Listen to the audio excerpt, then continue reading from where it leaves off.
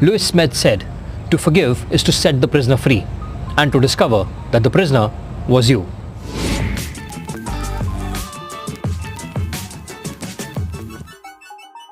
Hi there, this is Gaurav Gupta, your life and business success strategist. Welcome to the Daily Snippets. Nelson Mandela's life, his struggle, and the long walk to freedom is known to everybody on the planet. Mr. Mandela spent 27 long years in the prison. When he was in prison, various prisons that he was kept in, he and his fellow freedom fighters were categorized as D category criminals. They were the group which was subjected to the worst torture possible. They were given cornmeal thrice a day to eat. Bread was served only on Sundays. No visitors allowed for 6 months. Every 6 months, only one visitor. They were tortured, they were humiliated, they were disrespected, and some anecdotes or stories say that some of the jailers even urinated on them. It was the most degrading and the disrespectful treatment anybody could ever get. They were not allowed any communication or any letters from the external world. No books, no newspapers, nothing to read, no articles, nothing to write. It was complete isolation. One of the articles I read had an anecdote which mentioned that Mandela once asked a jailer, "I want a newspaper. Can you give me one?" The jailer laughed. He got a newspaper and he did not give it across the prison bars to Mandela. He just threw it outside his cell so that Mandela could hardly reach it. And then the jailer did something which was the most heinous acts anybody could have done. He peed on the newspaper. To his surprise, Mandela did not get offended, he did not react, he did not get angry. Mandela simply smiled and he waited for the newspaper to dry. After some time, when the newspaper dried up, Mandela picked up the newspaper, read it and kept it back. For 27 long years, Nelson Mandela and his fellow freedom fighters were subjected to this torturous, heinous, disrespectful behavior. But just because of their inner strength and their patience, they were able to endure all of this and they came out victorious in the end. 4 hours after he came from the prison, Nelson Mandela addressed a crowd of 60,000 people. And within few minutes, he was able to mesmerize the entire crowd. The onlookers were really surprised. From where is this strength coming?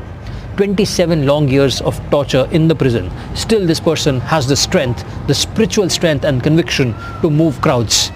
That was the inner strength, the inner calm, the inner patience and the spiritual strength which Nelson Mandela cultivated during the long years of imprisonment. There's a beautiful anecdote that I recently read in an article on the internet that showcases the kind of spiritual strength and courage that Nelson Mandela developed over these long years of struggle. According to this anecdote, Nelson Mandela was once in a restaurant along with some guests and his team members. When sitting on his chair and table, from a distance, he observed a man who was shaky, who was shivering, and he asked his team to invite the man to have supper with them. The man was invited, he came over, he had dinner with him, he could not talk anything, he could not maintain eye contact with anybody, he was just shivering and nervous. After this person finished his meal, he looked at Nelson Mandela and there were tears in his eyes. He was still shivering, so Nelson Mandela reached out to him, touched his shoulder and said, "It's okay, it's absolutely okay, it's fine, you're forgiven." The person melted down and started crying. After a while, the people around him consoled him and he thanked Nelson Mandela and went away. Nelson Mandela's team members and guests asked him, "What just happened? This person was not feeling well. You really did a nice gesture to feed him." But he looked very sick. He was shivering, he was nervous. Mandela said yes, he was shivering, he was nervous, not because he was sick. It was because he was the jailer who used to pee on the newspaper which I used to read. And today, when I became a president, he was expecting that I would reciprocate and I would avenge, but I did not do any such thing. My gesture of inviting him here made him nervous, and it was he himself who was not able to forgive himself for the act which he committed. Nelson Mandela's team and guests were really surprised at this act. One of them asked him, "Mr. Mandela, somebody who was so disrespectful to you, who degraded, disregarded and was so torturous to you, you forgave that person and even invited him for supper?" You know what Mr. Mandela said? He said, "There's no question of forgiveness because that person did not offend me at the first place." They were all surprised, so he explained, "Nobody on the planet can pull you down till you yourself give permission to them, and I have never given anybody permission to pull me down. I have a place inside me which is calm, poised, and where I understand who am I. I am not a body, I am a soul.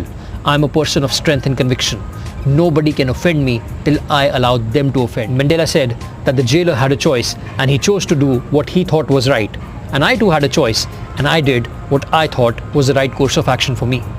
That, my friends, is the spiritual strength and courage and power of forgiveness. Remember, as Lewis Smith said, To forgive is to set the prisoner free and to discover that the prisoner was you. Forgiveness is a virtue, but forgiveness is also a choice. The moment you forgive somebody, you cut the cords with them. Till the time you do not forgive somebody, you're reliving that event again and again.